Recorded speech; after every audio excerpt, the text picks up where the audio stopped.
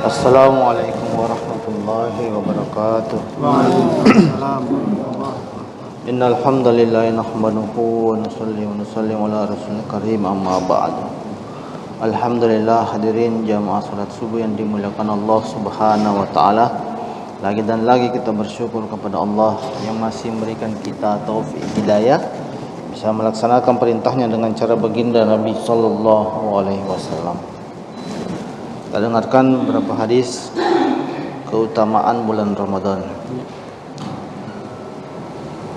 Dari Sayyidina Ibnu Umar radhiyallahu anhuma, baginda Rasulullah sallallahu alaihi wasallam bersabda, sesungguhnya Allah Subhanahu wa taala menurunkan rahmat dan para malaikatnya mendoakan rahmat untuk orang-orang yang makan sahur.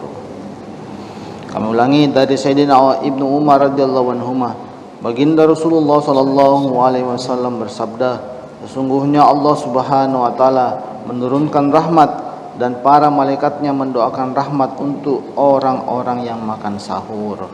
Hadis riwayat Tabrani, Ibnu Hibban, diambil dalam kitab At-Targhib. Faedah betapa besar nikmat dan karunia Allah Subhanahu wa taala dengan keberkahan puasa, maka makanan yang disantap sebelumnya yang disebut sahur itu pun berpahala bagi umat ini. Banyak hadis yang menerangkan tentang keutamaan dan pahala makan sahur. Allamah Aini rahmatullah alaih penulis syarah Sahih Bukhari telah meriwayatkan fadilah sahur dari 17 orang sahabat. Semua ulama bersepakat bahwa makan sahur adalah sunnah.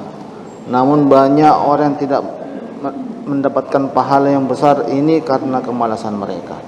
Ada sebagian orang yang setelah sholat tarawih langsung makan sebagai pengganti sahur, kemudian tidur. Mereka kehilangan pahala sahur yang sebenarnya. Secara bahasa, seperti di dalam kamus, sahur artinya makan menjelang fajar. Sebagian ulama mengatakan bahwa waktu sahur dimulai setelah lewat tengah malam. Ini dalam kitab Mirqat. Menurut Syekh Az-Zamkhari rahmatullah alaih, penulis kitab Al-Kasaf, malam terbagi menjadi 6 bagian dan seperenam yang terakhir adalah waktu sahur. Dengan demikian, jika sejak matahari terbenam sampai fajar terdiri dari 12 jam, maka 2 jam terakhir adalah waktu sahur. Hendaknya diingat makan sahur di akhir adalah waktu yang lebih utama, dengan syarat jangan terlalu akhir sehingga menyebabkan keraguan-raguan dalam berpuasa. Banyak hadis yang menyatakan tentang keutamaan sahur. Baginda Nabi sallallahu alaihi wasallam bersabda, perbedaan antara puasa kita dengan para ahlul kitab, yakni Yahudi dan Nasrani, adalah kita makan sahur, sedangkan mereka tidak. Beliau juga bersabda, selalu bersahurlah karena di dalamnya terdapat keberkahan. Riwayat lain menyebutkan terdapat keberkahan dalam 3 hal: dalam berjamaah, dalam sarit atau roti yang dicampur dengan kuah daging, dan dalam makan sahur. Dalam hadis ini kata jamaah maksudnya adalah umum, sehingga dapat kita simpulkan bahwa jamaah tersebut meliputi salat berjamaah dan semua amal soleh yang dikerjakan secara berjamaah.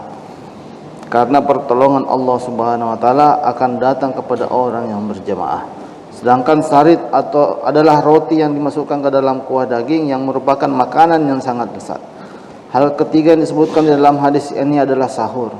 Apabila baginda Rasulullah sallallahu alaihi wasallam mengundang para sahabatnya untuk makan sahur bersama, beliau sallallahu alaihi wasallam bersabda, "Marilah makan makanan yang berkah ini bersamaku." Sebuah hadis mengatakan, "Makan sahurlah agar kamu kuat dalam berpuasa. Tidurlah siang hari untuk membantumu bangun dan beribadah akhir malam." Sayyidina Abdullah bin Haris radhiyallahu anhu meriwayatkan seorang sahabat radhiyallahu anhu berkata, suatu ketika aku berkunjung kepada baginda Rasulullah sallallahu alaihi wasallam. Waktu itu beliau sedang makan sahur. Lalu beliau sallallahu alaihi wasallam bersabda, inilah perkara yang penuh berkah yang telah dikaruniakan Allah Subhanahu wa taala kepadamu. Jangan sekali-kali kamu tinggalkan. Dalam beberapa riwayat yang lain, baginda Rasulullah sallallahu alaihi wasallam sering menganjurkan agar kita selalu bersahur. Sehingga beliau bersabda, apabila tidak ada makanan, bersahurlah meskipun hanya dengan sebiji kurma atau seteguk air. Oleh karena itu, orang yang berpuasa hendaknya bersungguh-sungguh dalam meraih keutamaan dan pahala sahur untuk kenyamanan dan manfaat dirinya sendiri, serta untuk mendapatkan pahala dengan mudah dan menyenangkan.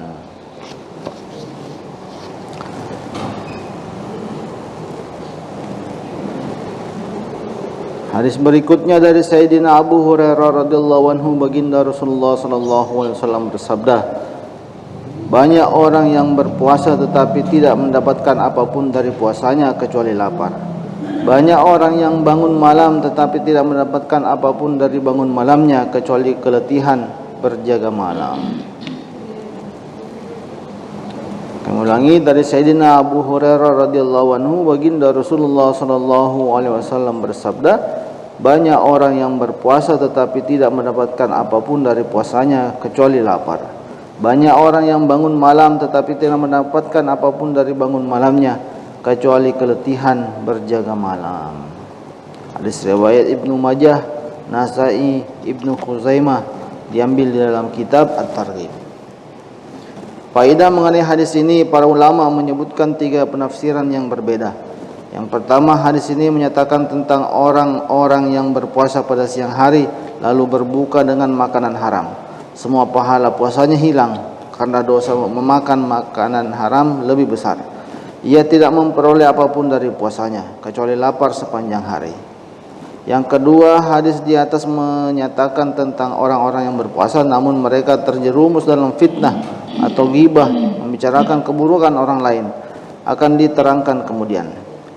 Kemudian yang ketiga, hadis di atas menyatakan orang yang berpuasa tetapi tidak menjauhkan dirinya dari maksiat dan dosa. Hadis ini memiliki makna yang luas yang bisa mencakup penafsiran-penafsiran tersebut di atas, bahkan lebih banyak lagi. Begitu pula halnya dengan orang yang salat sunnah pada malam hari karena suka menggibah dan berbuat dosa lain, misalnya mengerjakan salat subuh di luar waktunya dan mengerjakan salat malam karena riya atau pamer dan sum'ah, mencari kemasyhuran, maka akan sia-sia pahala ibadahnya.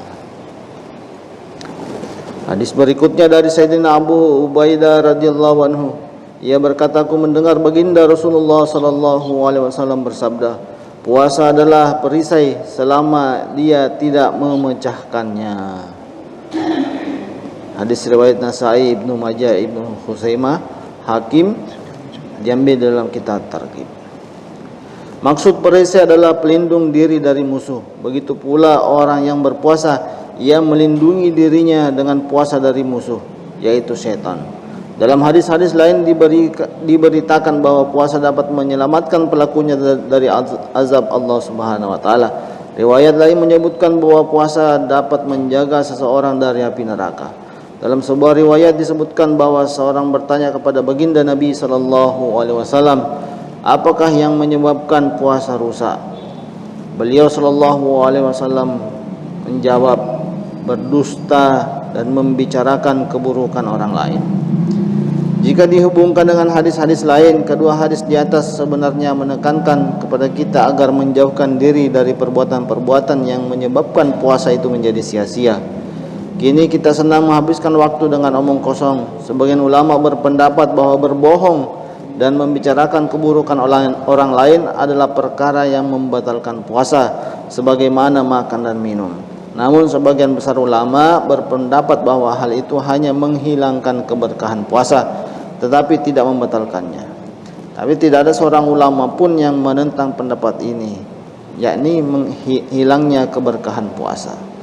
Para ulama telah menyebutkan 6 adab berpuasa yang harus diperhatikan. Yang pertama, hendaknya kita menjaga pandangan dari hal-hal yang dilarang. Bahkan melihat istri sendiri dengan nafsu, apalagi melihat wanita yang bukan mahramnya.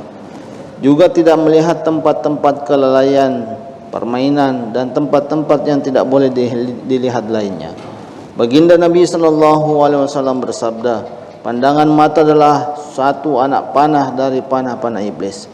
Barang siapa karena takut kepada Allah Subhanahu wa taala menjauhkan diri dari melihat maksiat, maka Allah Subhanahu wa taala akan mengaruniakan nur iman kepadanya, yang dengannya ia akan merasakan kemanisan dan kelezatan iman di dalam hatinya.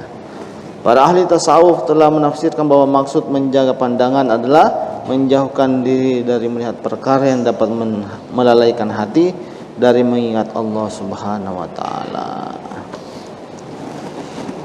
Alhamdulillah, telah kita dengarkan beberapa hadis keutamaan daripada bulan Ramadan. Semoga Allah Subhanahu wa taala beri kita taufik hidayah, apa yang kita dengarkan bisa kita amalkan dan sampaikan. Subhanaka Allahumma wa bihamdika asyhadu an la ilaha illa anta astaghfiruka wa atubu ilaik. Assalamualaikum warahmatullahi wabarakatuh.